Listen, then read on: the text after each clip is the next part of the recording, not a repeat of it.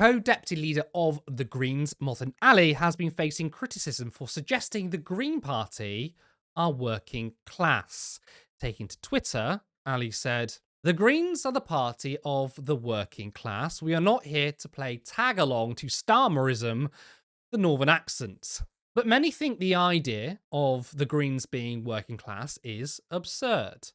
Former Labour councillor P. Ray Armet said, "What a very bold, and some would argue arrogant, claim this is. Judging by most of your members and politicians I've come across, this isn't my impression. Overwhelmingly white middle-class people with a good social conscience." Restoration, a fringe group inside the Labour Party which says its aim is to make Labour working class again, said, "Not only are they idiots undermining their one chance at power through PR voting, they also have now decided they are a party of working class people without a single trade union involved in their politics." Academic Lisa Mackenzie surprised me a bit with this one. Mackenzie is an anarchist and her research is related to class and inequality. He said, "The Greens are not the party of the working class. They are the party of the student activist, the bourgeois left, and the pro-Palestine fever. There is nothing working class about the Greens." Now, look, there's a subsection of people on the radical left, and I'm not saying that disparagingly. I'm part of the radical left, but there are people, I think, who view social liberalism as inherently bourgeoisie. And I don't agree that is, and I can only assume that's what she means by this. And of course, the comment about pro-Palestine fever, that's really odd. I mean, is it somehow not working class to oppose genocide? I mean, are not working class people being slaughtered in Gaza? Now, despite the cries of the Greens being middle-class liberals, and maybe that was once the case, maybe that was true beforehand, the polling shows that is not currently true as of today. When it comes to the well-off, the Greens have the least amount of support. And would you look at that, despite Labour figures calling the Greens middle class, they're supported by the well-off the most. When it comes to those who are struggling, Reform has the most support, and the Greens are just behind the Tories. But Labour, however, well, they have the least amount of support, joining with the Lib Dems. So according to this data, Labour are the middle-class party. Helena, are the Greens middle class?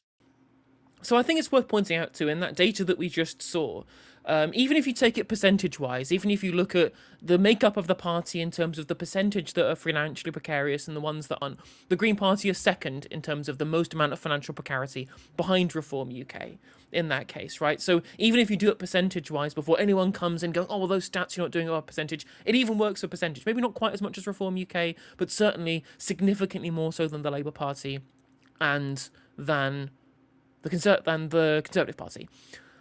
Taking those comments that have been made so far, I'm not going to respond to the comments that have already been made. So I'll respond to David, who is the guy who runs the Restoration account, who says that there are no trade unions involved in the politics. Well, first of all, Zach Polanski literally was invited to do a speech at the National Education Unions conference earlier on this year.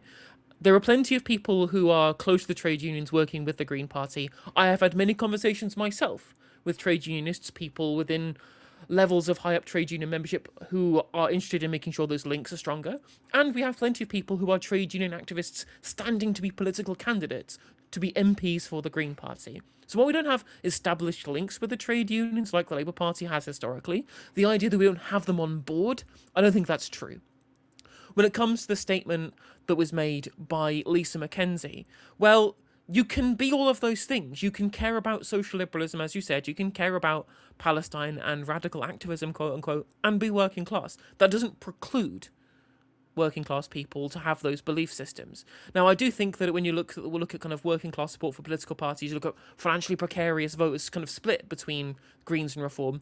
There's also a split by age, which means old people are more likely to be right-wing, younger people are more likely to lean left and go towards the Greens, out of the financially precarious who go towards the anti-establishment parties, which is definitely what Reform and the Greens represent, whereas more wealthy people go towards the established parties like Lib Dems, Labour and the Tories. The split there, they split in terms of, I guess, social policy, that doesn't have any class relation.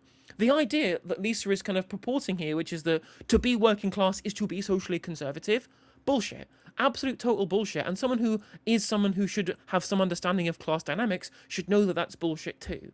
I hear loads of people say, well, you can't be working class because you attack working class people when they present opinions that are socially conservative. But they're being attacked on the grounds that they're socially conservative opinions. People would make those attacks for rich people or for upper class people who make those socially conservative opinions because we're social liberals, right? Well, we're socially liberal working class people. A lot of the people who support the Greens are those things. That doesn't preclude people who are socially conservative and working class voting for another party. In terms of the material basis of the policy being proposed by the Greens, it's the one that has the most to benefit people based upon their material relationship to production. Higher wages, better trade union rights, better worker ownership of companies, a more functioning public realm paid through taxation of the ultra rich. Those are things that will almost certainly benefit working class people in material sense, you know? Whereas a lot of these people are looking at kind of cultural things that they perceive to be working class. I know Lisa McKenzie grew up in the borough of Ashfield, grew up round the corner, actually, ironically, round the corner from where I live now in central Nottingham, but to the north in the more kind of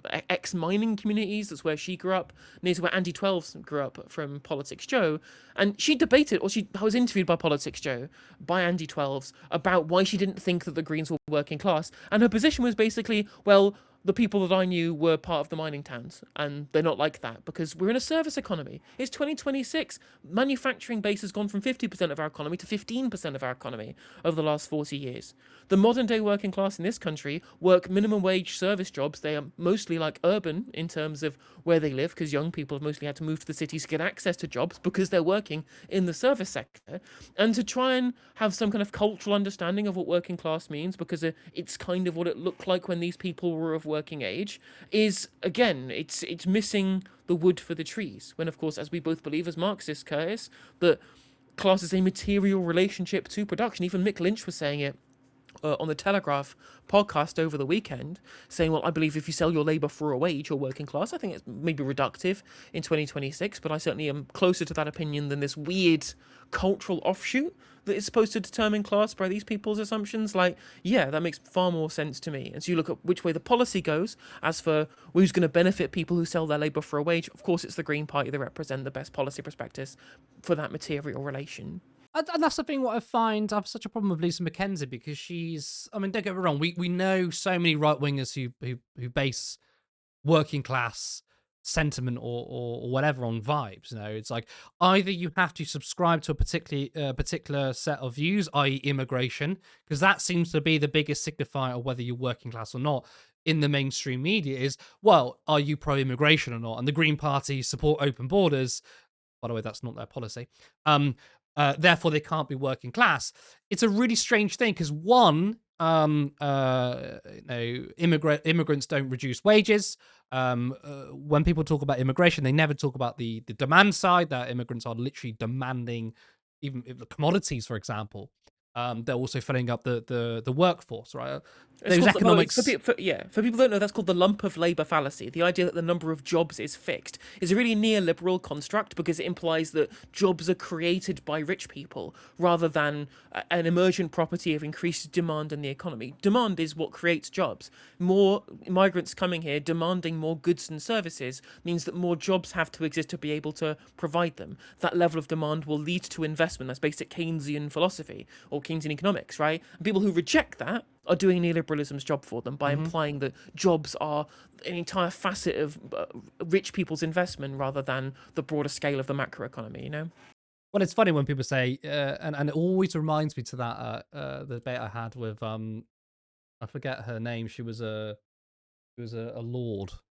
And we were speaking about the comparisons of the UK and Norway, I believe. She was like, "Well, it's a different country. It's different over. It's like economies of a scale. They grow and contract, right? States can can handle that. That's why if you have more immigration, it's not like, oh my god, there's less jobs to go around. It's all relative. Um, but again, I find it very strange when someone like Lisa McKenzie, who understands class, she's working class herself, is an academic in inequality. Presumably she understands it's all about the material conditions, have missed the trick on this. And actually, she's brought it back to culture and vibes, which is, because it's true. Look, the Labour Party has working class roots. The Green Party doesn't have working class roots, right?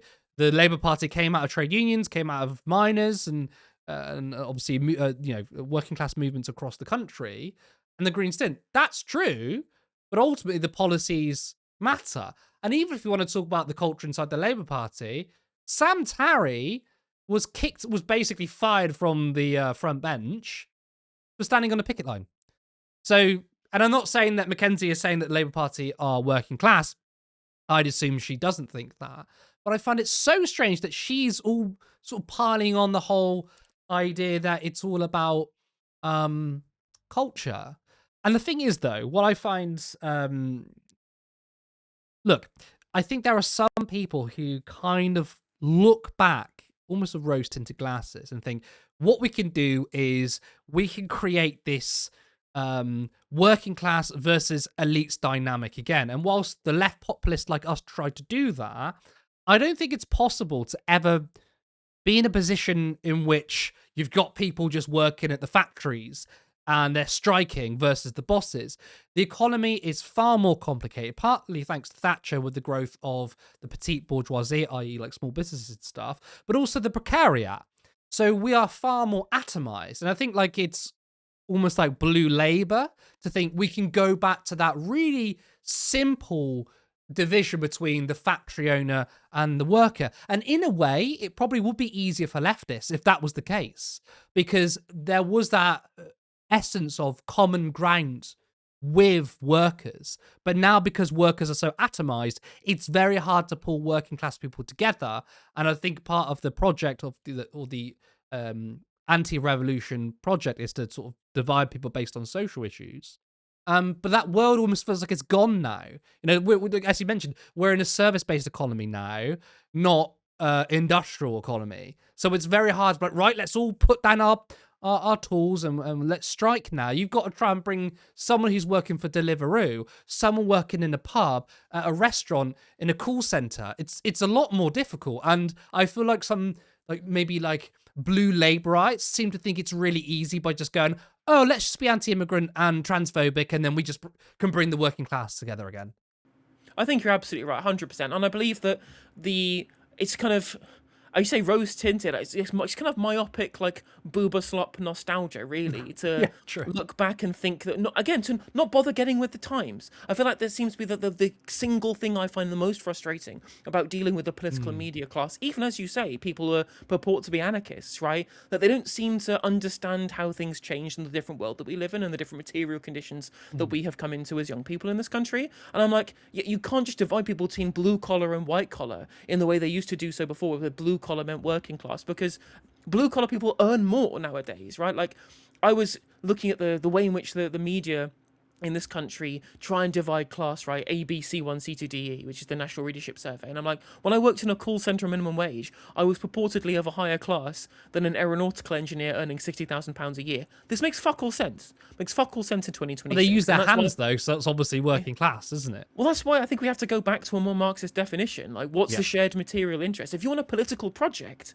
it's not going to be about cultural issues. It's going to be about the shared economic material interests between groups of people. As you say, in an atomized economy, in a more disparate economy, it's going to be harder. Like, we work from home more often. We find it difficult to organize. We find it even difficult to get on with people that we work with a lot of the time. And that's going to make organization far, far, far more difficult. But selling an economic prospectus that brings people together on shared economic interest is where that's going to lie. It doesn't matter whether you're blue collar, doesn't matter whether you're white collar, whether you live in Manchester, London, or whether you live in Middlesbrough, or you live in Stockton, or you live in Accrington, or you live in the Black Country, for example. There is a shared material interest between people who sell their labour for a wage, no matter whether they are doing that with their hands or with their brains or whatever part of the country that they're from. And of course, we can have discussions about regional inequality, about classism. Like, people will genuinely, there are some people who still have a negative view of blue collar workers because they have some level of classism still within them, and I think we can address those things. But a political project is about shared interest, and we could put aside differing opinions on cultural issues about when we are looking towards a shared economic platform. And there's a really, to finish off here, there was an article by Matthew Paris, who's a Times columnist, from last year, I believe, about during the Green Party conference, I think it was released. And he wrote a very little short paragraph in the Times about how he was on the train next to two people who were discussing how they'd just come back from the Green Party conference. And one of them, he said she was very kind of middle class, liberal girl wearing like colourful tights or whatever. Again, that doesn't have anything to do with class, but that's how he perceived her, and she was well spoken in the same way that I am, I guess. And she was talking with somebody who he perceived to be more working class background, had a more regional accent, didn't dress in a kind of more the way that she did, for example. And he was like, but they're both talking about how they agree on all these economic issues. They agree about the problems of the economic elites. They agree with the Green Party solutions to tax the wealthy and to abolish landlords. And he was like, this will never work. This will never work because these people are too different because of their backgrounds. And I'm like, the opposite is true. The opposite is true. This is why the Green Party will do well, is because we have identified a unifying characteristic between these two people, regardless of their background, regardless of their interests, regardless of their cultural affiliations or whatever it is. They have realized that they share more than they differ when it comes to their relationship to production, the bourgeois and the oligarchs and the elite. They understand that shared interest, and that is a unifying thing that has brought the Green Party together. And as long as they have that shared unifying principle, the Green Party will be successful. It'll be successful on class terms. It'll be successful on the interests of the class that shares those two people's material interests. And that is how the Greens can win. Let me throw something at you. So, whilst that's absolutely true, and I agree with that, which is why, me and you have long argued for left populism, the sort of thing that Zach Polanski's doing. We've said that's a very good political project. And it is true. I mean, you can look at the surge in polling, in a slight dip for after media attacks, but I can see that going back up again. Look at the membership, massive swelling of membership, and even that anecdote of a potentially middle class person understanding common material interest with a potentially working class person.